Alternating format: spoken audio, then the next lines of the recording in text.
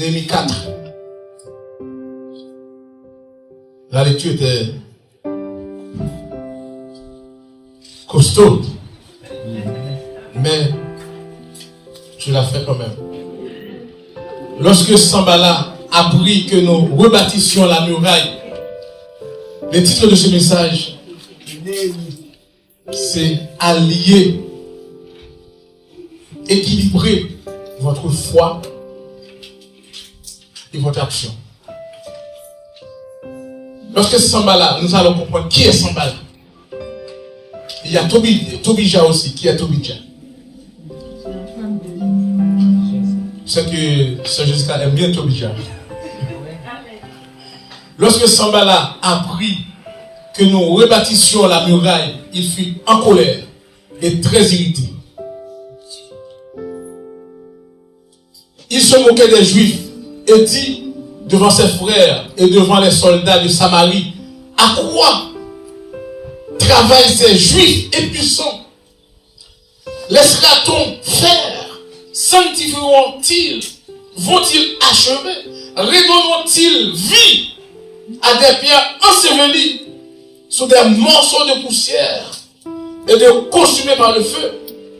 Mais qui est Sanballat? Qui est ce Sanballat? Là, on est au 5e siècle avant Jésus-Christ, avant la venue de Jésus-Christ. On est au 5e siècle. C'est-à-dire dans les années 400 avant Jésus-Christ. 5e siècle avant Jésus-Christ. C'est lui le gouverneur de Samarie. Samarie, c'est une ville qui n'est pas loin de Jérusalem. C'est-à-dire que vous avez la Judée, la capitale de la Judée, c'est Jérusalem. Un petit peu plus loin, vous avez Samarie. Mais il n'y a pas de mur. Samarie peut rentrer et ressortir comme il veut. Les habitants de Samarie, les Samaritains peuvent rentrer et quitter la ville quand ils veulent.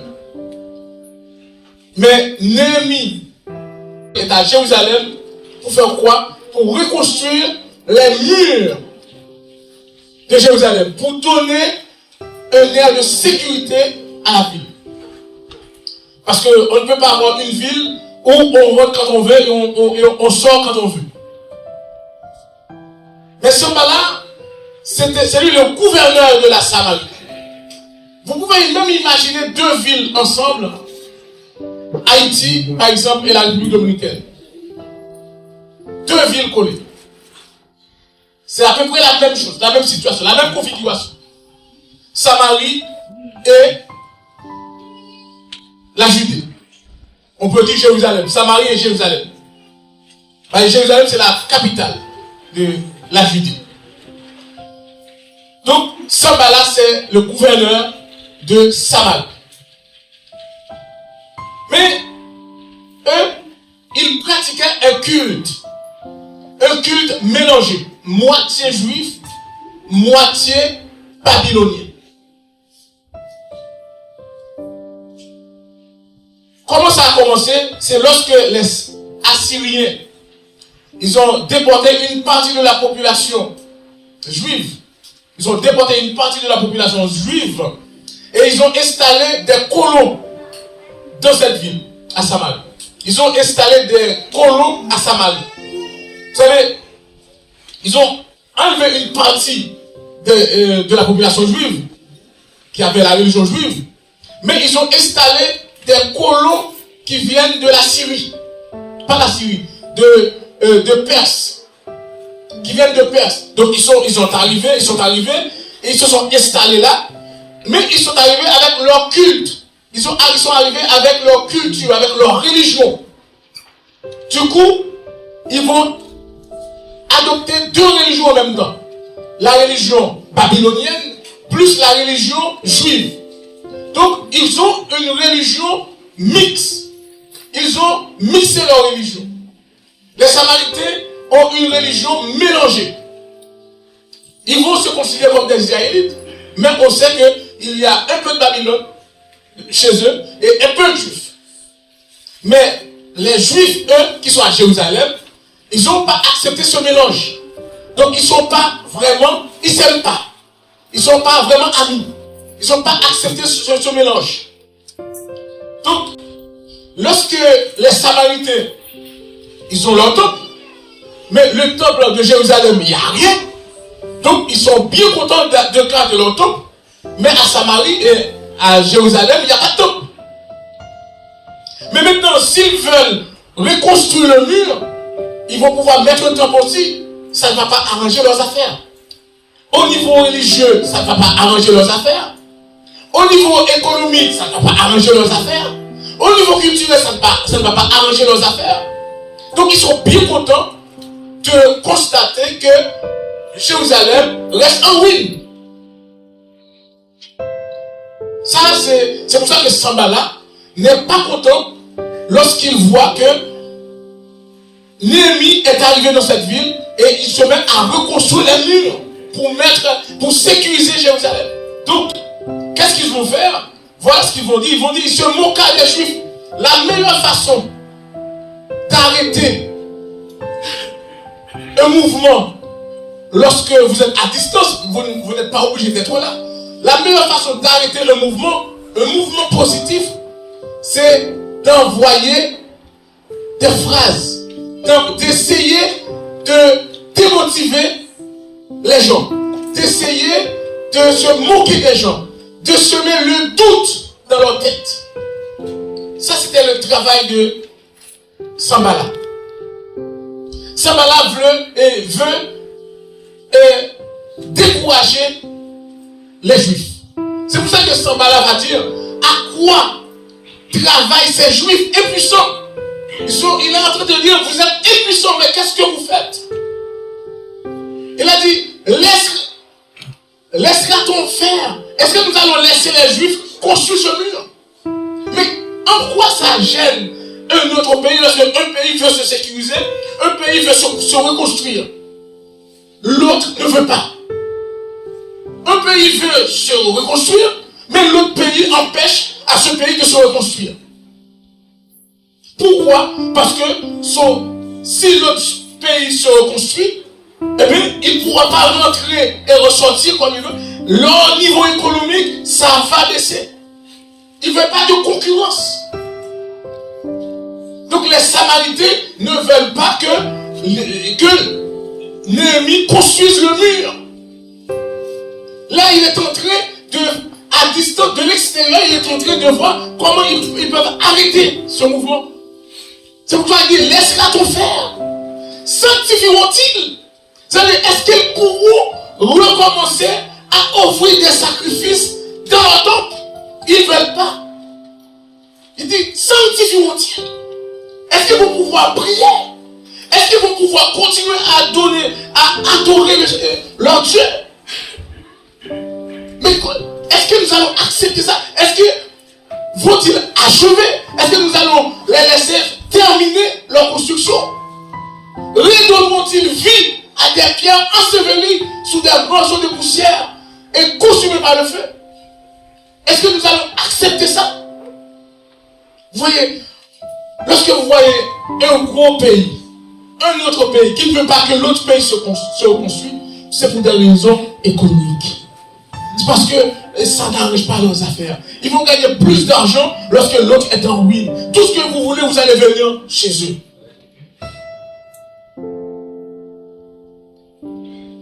Ça c'est Sanballat. Sanballat, c'est quelqu'un qui ne veut pas que de bonnes choses vous arrivent. C'est celui qui se dit que cela ne t'arrivera pas.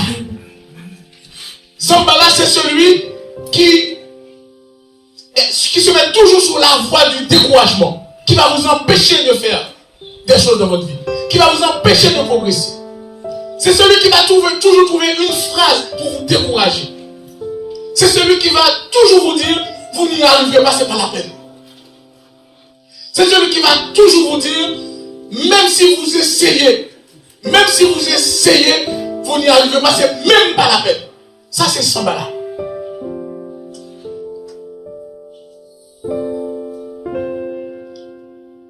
Sanballat, c'est celui qui veut tenir le pouvoir sur vous. Sanballat, c'est celui, lorsque vous voulez faire un pas, qui va vous décourager pour faire du sous-place. Ça, c'est Sanballat.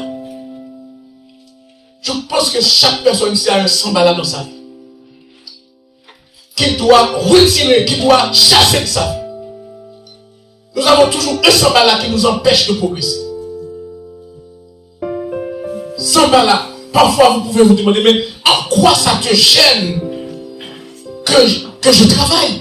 En quoi ça te gêne que je mange? En quoi ça te gêne que je trouve quelqu'un dans ma vie? En quoi ça te gêne que je prospère? En quoi ça te gêne que j'achète une maison? En quoi ça te gêne que j'ai mon permis de conduire? En quoi ça te gêne? On peut se poser tant, mais il y a toujours des Sambala pas loin de chez vous. Elles sont pas loin. Et en plus, Sambala, c'est pas quelqu'un de très très éloigné. Parfois, c'est les personnes qui sont très proches, qui sont pas loin du tout. Celui qui est très très très très loin, il ne vous voit même pas. Mais les voisins, le voisinage, c'est celui-là qui te contrôle toujours. Dès que vous faites un pas positif, il est déjà au courant et ça dérange. Ça, c'est Sambala.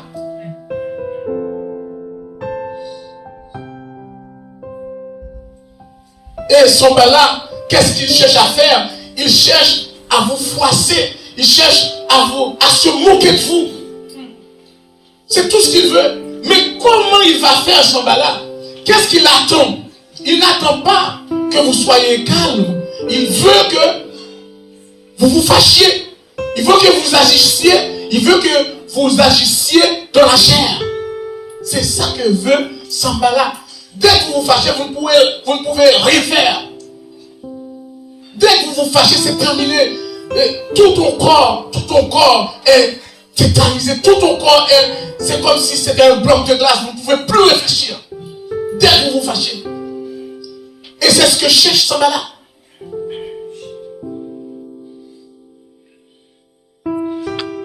La foi vient de ce que l'on entend. Et la peur.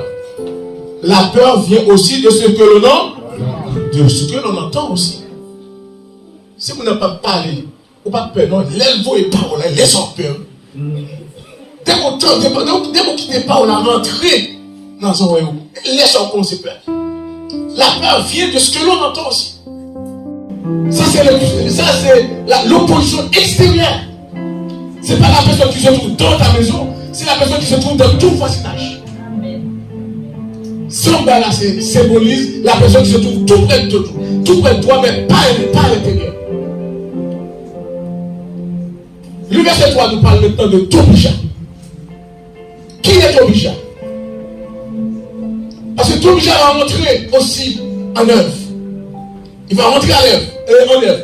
Alors qu'est-ce qu'il va dire? Tobija, l'Ammonite, il est descendant de Ben-Ami. Ben-Ami. C'est le fils de Lot. C'est le fils de Lot, neveu d'Abraham. Lot était le neveu d'Abraham. C'est le cousin donc des Israélites. Vous voyez? Ce n'est pas des personnes très éloignées. C'est des personnes proches de la famille. C'est des personnes proches de votre famille. Donc, vous vous souvenez dans Genèse 19, verset 38, lorsque Lot avait bu, parce que les deux filles de Lot ont donné à boire à Lot. Lot a bu, et puis il est ivre, et puis il a couché. C'était ce que les filles avaient préparé. Ils ont couché avec leur papa pour faire 2 enfants. Tobija, c'est le fils de Zamonite. Tobija. C'est là que Tobija vient de Lot. Qu'est-ce que Tobija va dire? Il va rentrer en scène. Tobija, l'Ammonite, était à côté de lui. À côté de quel lui? De Sambala. Il va s'allier avec Sambala. Et il dit qu'il bâtisse seulement. Si un renard s'élance, il renversera leur mur de pierre. Vous voyez, un renard, c'est comme un chat. Et si un chat seulement traverse ce mur, le mur va tomber. Vous voyez comment il va se moquer. Il va se moquer de Néhémie pour le décourager, tout ça. Pour le décourager. Les gens qui vont vous ridiculiser, très souvent, c'est pour vous décourager. Amen. Parfois, il y a des gens qui passent au même connu. Première année, il n'a pas eu. Deuxième année, il n'a pas eu. Troisième année, il n'a pas eu. Et puis les gens vont se mettre à côté. Ah, lui là, ça fait 10 ans qu'il ne peut pas se permettre de conduire. Ça fait 10 ans. Il se moque. Mais vous, si vous entendez ça, qu'est-ce que vous allez faire? Vous allez vous décourager. C'est des tobichans. C'est des tobichans qui sont là pour vous décourager, pour se moquer de vous, pour vous empêcher d'avancer, pour vous empêcher d'accélérer. Et c'est là que vous devez aussi accélérer. Lorsque Tobija arrive avec leur moquerie, vous, qu'est-ce que vous faites? Vous accélérez. Nous allons voir qu'est-ce que Néhémie va faire. Le verset 4. Néhémie va faire une chose très importante. Il voit que Sanballat l'empêche d'avancer. Tobija envoie des insultes. Eh bien, Néhémie va prier. Lorsque les problèmes arrivent, il ne faut pas répondre par la chair. Répondre par la chair, c'est ce que veut directement Sanballat. C'est ce que veut directement Tobija. Mais il faut répondre par la prière. Il faut prier lorsque les problèmes arrivent, on prie. Écoute, oh notre Dieu, comme nous sommes méprisés, il y a de quoi se fâcher. Mais comme nous sommes méprisés, fais-les tomber sous leurs insultes. Sous leurs insultes, sous leur tête, et livre-les au pillage sur une terre où ils soient captifs. Il est revenu devant son Seigneur pour faire sa prière. Il ne se fâche pas tout seul. Et si vous ne répondez pas par la prière, vous savez ce qui va se passer? Leur moquerie va devenir efficace. Parce que ça va vous tétaniser. Ça va vous rendre inerte. Ça va vous rendre immobile. Ça va vous bloquer. Vous allez devenir un bloc de glace. Vous ne pourrez rien faire. Verset 6. Nous rebâtîmes la muraille qui fut partout achevée jusqu'à la moitié. Vous voyez? Malgré la moquerie, comme ils ont prié, ils sont arrivés à rebâtir la muraille. Ils sont arrivés à rebâtir la muraille. Ils devraient pouvoir, avec les flèches de l'ennemi, ça devrait les empêcher de continuer. Mais non, nous rebâtîmes la muraille qui fut partout achevée jusqu'à la moitié de sa hauteur. Et le peuple prit à cœur ce travail. Tout le monde était motivé. Tout le monde, quelle que soit la ville, quel que soit le pays, s'il n'y a pas un homme de prière à la tête pour reconstruire le pays, c'est difficile. C'est difficile, très difficile, parce que quel que soit l'homme, il va rencontrer des obstacles sur son chemin. Quel que soit l'homme. S'il n'y a pas un homme de prière, lorsque les choses sont mélangées, un homme qui arrive à demander au peuple, à dire au peuple, on va jeûner pour tel problème. Et le peuple se met à jeûner. À chaque fois qu'il y a une reconstruction, il y a un blocage énorme. S'il n'y a pas quelqu'un pour se retourner vers Dieu, pour dire, on va prier, mettez-vous en jeûne, ça ne marchera pas. Ce n'est pas quelqu'un qui va dire, mettez-vous en jeûne, mais qui va dire à l'autre, priez votre Dieu, et toi priez votre Dieu, et toi priez votre Dieu. Non. C'est quelqu'un qui connaît le vrai Dieu. Qui va vous dire, nous allons organiser un jeûne de prière sur tout le pays. C'est ce que Néhémie a fait. Il a prié. Nous rebâtîmes la muraille qui fut partout achevée jusqu'à la moitié de sa hauteur. Ils sont à la moitié. Et le peuple prit à cœur ce travail. Mais Sanballat, est-ce que vous pouvez citer les noms avec le verset 7? Mais Sanballat, Tobija, les Arabes, les Ammonites et les Aldodiens furent très irrités en apprenant que la réparation des murs avançait et que les brèches commençaient à se fermer. Ils sont en train de construire le mur, ils sont en train de faire le contour. Vous savez ce qu'ils sont en train de faire? Maintenant, ils vont faire une coalition. C'est pas pour rien. Lorsque vous voyez contre un pays, il y a une coalition contre un seul pays. C'était déjà fait.